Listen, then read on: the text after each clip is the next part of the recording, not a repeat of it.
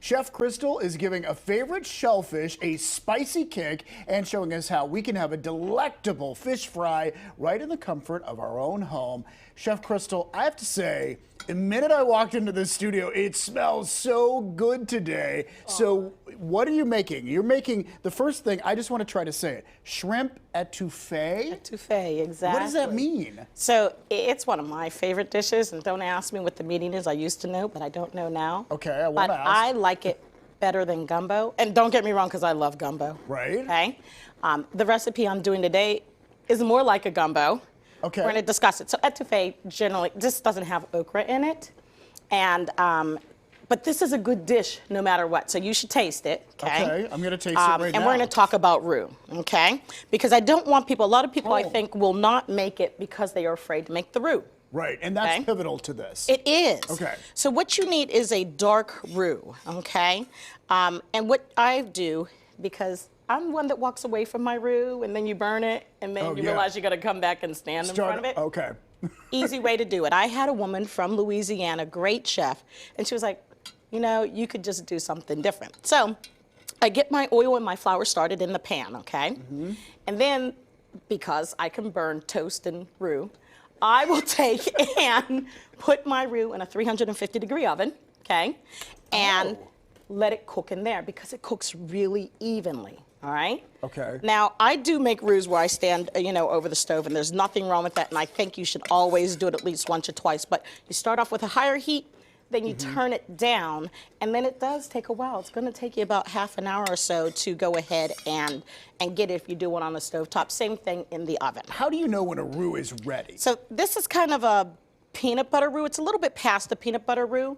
So you have your light roux, your blonde roux, you know, your dark roux. But that's But this is what this is. This is a darker roux, and I like it a little darker actually. I like mine real dark, like a chocolate roux. Okay. Oh, okay. You just keep cooking it. So once you get your roux all done and ready, what you're going to do is add in your trinity: peppers, onions, celery, and you're going to go ahead and cook those for a bit. I actually put in garlic in mine too. I don't think the recipe has garlic in it, but I throw a little garlic in because it's really rather tasty. And what's not great with garlic, right? I appreciate you putting garlic in. Maybe chocolate cake is not good, but you know, everything else is great with garlic, right?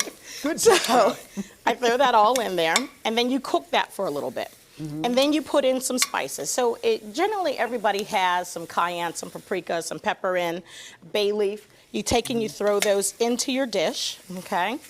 And then what I do is I put in some tomato. This recipe has a whole can of crushed tomatoes, and from those folks who really make a lot of etouffee, everything else, it technically doesn't have a lot of tomato, but you've tasted that.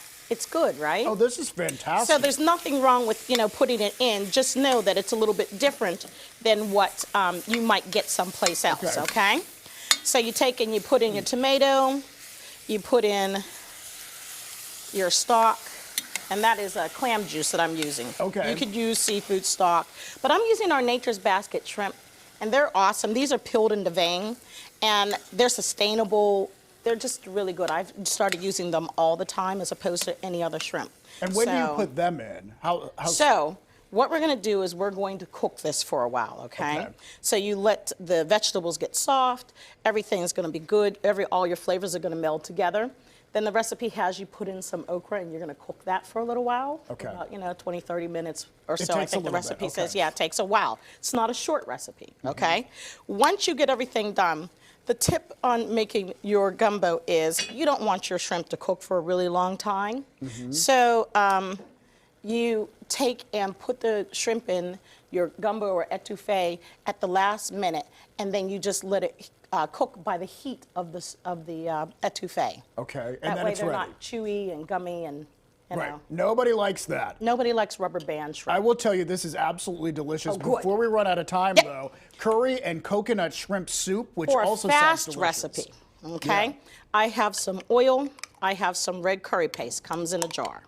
You're going to take and cook that for a little bit, okay? Once you get that all cooked up and toasted for about a minute, I'm going to take and add in some coconut milk, okay? Wonderful. And I'm going to add in some stock. You're going to let that cook until it comes up to a boil and comes all together. Then what I do is I add in some red bell pepper, and our cilantro stems. So stems are not bad. Stems are great. Stop throwing away your stems. They have lots of flavor. Use your stems. Okay.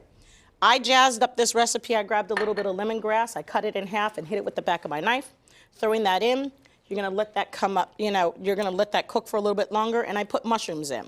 So I have two types of mushrooms. I have some oyster mushrooms and I have some white mushrooms, because the oyster mushrooms are pretty. I thought I'd add them in.